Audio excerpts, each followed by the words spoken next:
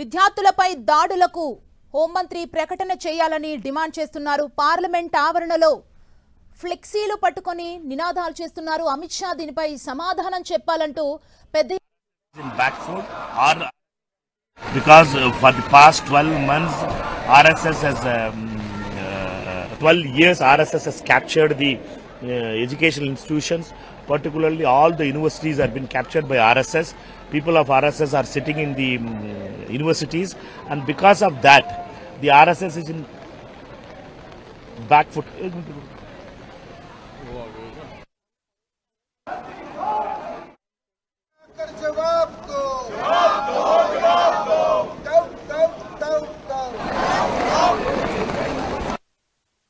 बहुत इंटेलिजेंट है, इंटेलेक्चुअल है, इनका रिस्पेक्ट होना चाहिए, ये देश के एसेट्स हैं, इनसे बातचीत होनी चाहिए, डेमोक्रेसी का ये रूल है. People have realized today after the agitation.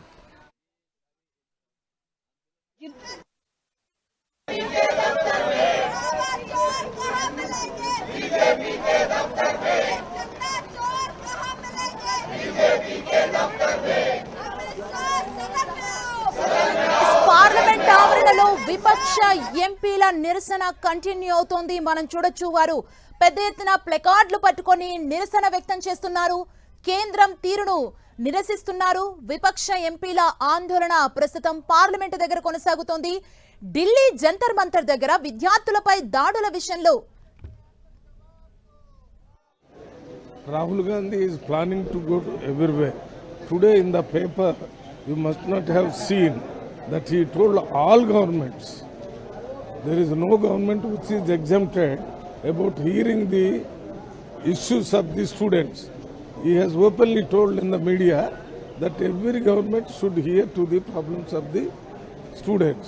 So he has planned to go everywhere, and he cannot go on a single day to everywhere.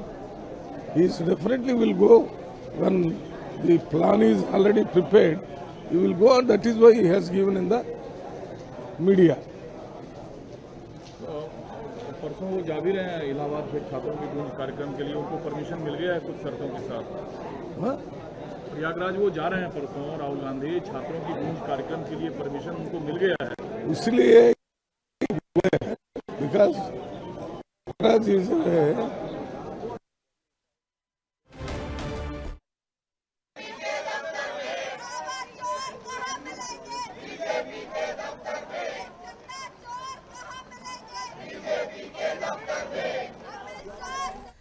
Parliament ఆవరణలో విపక్ష ఎంపీల నిరసనలు కంటిన్యూ అవుతున్నాయి. విపక్ష ఎంపీల నిరసనకు సంబంధించి లేటెస్ట్ అప్డేట్ మా ప్రతినిధి గోపి మనకు అందిస్తారు. గోపి,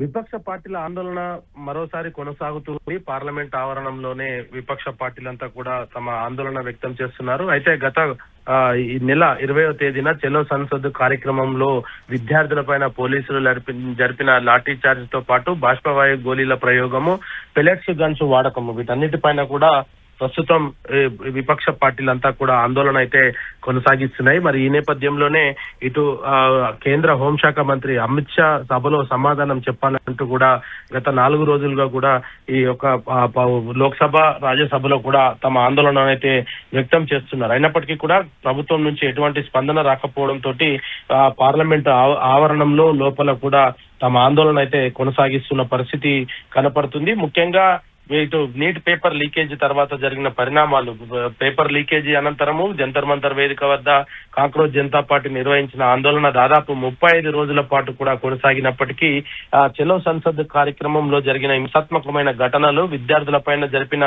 లాఠీ చార్జ్, ఇతర అంశాలనే ప్రధానంగా ఇటు విపక్ష పార్టీలంతా కూడా తమ ఆందోళన వ్యక్తం చేస్తున్నాయి. సభలో ఎందుకు మోడీ అదేవిధంగా అమిత్ షా సభకు ఎందుకు రావట్లేదు, పార్లమెంటు వర్షాకాల సమావేశాలు జరుగుతున్నప్పటికీ కూడా ఇటు ఇరువురు నేతలు కూడా రాకపోవడాన్ని కూడా ఇటు విపక్ష పార్టీలు ప్రధానంగా తప్పు పడుతూ ఉన్నాయి. ఇటు సభలోకి వచ్చి సమాధానం చెప్పాల్సిన బాధ్యత వాళ్ళిద్దరిపైన ఉంది అంటూ కూడా ఇప్పటికే విపక్ష పార్టీలు తమ ఆందోళన అయితే వ్యక్తం చేస్తున్నాయి. ముఖ్యంగా నీట్ పేపర్ ప్రశ్నపత్రంతో పాటు ఇటు చందా చోర్ కు సంబంధించి ఏదైతే రామ్ మందిర్ కు సంబంధించిన చందా చోర్ అంటూ కూడా దానిపైన కూడా తమకు వివరణ ఇవ్వాలంటూ కూడా ఇటు విపక్ష పార్టీలు అయితే పట్టుబడుతున్న నేపథ్యంలో మరి ఒకవైపు ఈ గందరగోళం నడుమనే సభ సజావుగా కొనసాగట్లేదు. ప్రతిరోజు కూడా లోక్సభలో ఎటువంటి బిజినెస్ జరగకుండానే వాయిదాలు పడుతూ ఉన్న పరిస్థితి కనపడుతుంది. అయితే ఈ రోజు కూడా ఈ అనేక కీలకమైన బిల్లులను సభలోకి తీసుకువచ్చేందుకు కేంద్రం కొంత ప్రయత్నాలు చేస్తున్నప్పటికీ విపక్ష పార్టీలంతా కూడా గందరగోళంతో